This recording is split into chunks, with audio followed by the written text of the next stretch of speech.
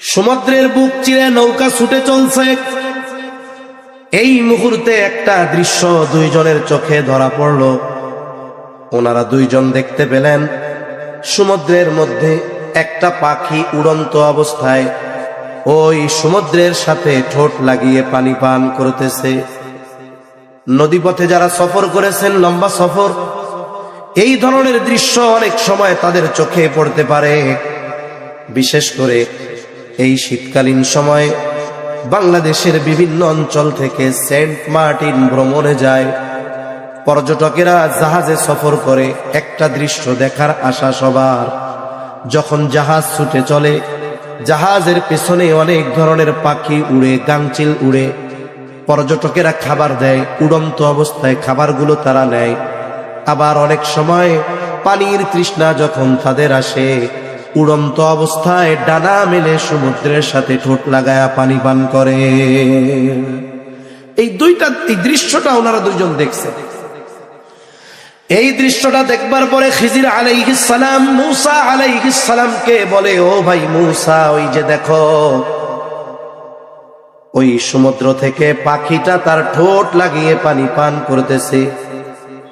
খিজির আলাইহিস সালাম বলেন, ভাই মূসা, আল্লাহ তাআলার ইলম, আল্লাহ তাআলার জ্ঞান যদি গোটা সমুদ্রের সমস্ত পানির পরিমাণ হয়, তাহলে আল্লাহ তাআলার এই জ্ঞানের তুলনায় গোটা সৃষ্টি জগতের ইলম, গোটা সৃষ্টি জগতের জ্ঞান ওই পাখির ঠোঁটে লেগে থাকা পানির চাইতেও কম।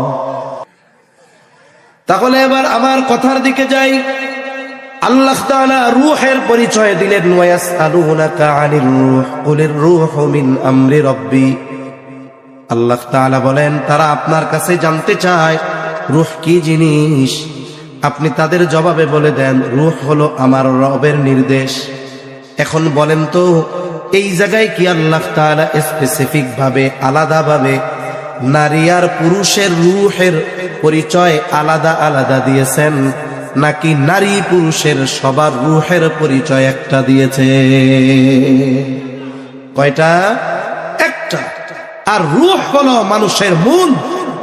এই রূহের পরিচয় আল্লাহ দিয়েছেন একটা। এজন্য মৌলিকভাবে, সৃষ্টিগতভাবে নারী আর পুরুষের মধ্যে এক্ষেত্রে কোনো পার্থক্য নেই। তবে হ্যাঁ, পার্থক্য আছে সৃষ্টিগত, গঠনগত দিক দিয়ে। মানুষ আর নারী আর পুরুষের মধ্যে গঠনগত দিক দিয়ে পার্থক্য কি, এটা লম্বা ব্যাখ্যা করে বলার প্রয়োজন নাই। স্বাভাবিকভাবে একজন নারী সন্তান ধারণে সক্ষম, স্বাভাবিক সুস্থ নারী যিনি, যদি কোনো অসুস্থতা না থাকে, তার দাড়ি উঠবে না, মোচ উঠবে না। পুরুষের দাড়ি উঠবে, মোচ উঠবে। এই ধরনের কিছু শারীরিক তারতম্য, পার্থক্য, যেটা সবাই আমরা বুঝি।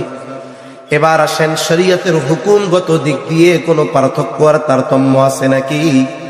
বলে হ্যাঁ, শরীয়তের আমলের দিক দিয়ে কয়েকটা বিষয় একটু তারতম্য আছে। এক নাম্বার তারতম্য যেটা, আল্লাহ তাআলা একজন প্রাপ্তবয়স্কা নারীকে বালেগা হওয়ার পর থেকে নিয়ে 55-60 অথবা তার কিছু কম বেশি কারো ক্ষেত্রে যেই সময়গুলোতে সে প্রেগনেন্ট থাকে না অথবা কোনো অসুস্থতা থাকে না, এই সময় প্রতি মাসে তার 3 থেকে 10 দিনের একটা অসুস্থতা থাকে। বলে এই সময়গুলোতে আল্লাহ তাআলা তার জন্য নামাজকে মাফ করে দিয়েছে। এই অসুস্থতাকালীন সময় আল্লাহ তাআলা তার জন্য নামাজকে মাফ করে দিয়েছে। 2 নাম্বার যেই বিষয়টা নিয়ে সবচাইতে বেশি ইসলাম বিদ্বেষীদের মধ্যে চুলকানি, তারা বলতে চায় ইসলাম ওয়ারিসি সম্পদ বন্টনের ক্ষেত্রে নারীকে ঠকায়া দিয়েছে। নারীকে দিয়েছে পুরুষের অর্ধেক, আর পুরুষকে দিয়েছে নারীর দ্বিগুণ। ইসলাম বিদ্বেষী যারা, তারা এই বিষয়টাকে কেন্দ্র করে বলতে চায় ওয়ারিসি সম্পদ বন্টনের ক্ষেত্রে ইসলাম বেইনসাফি করেছে। নাউযুবিল্লাহ। সর্বপ্রথম কথা হলো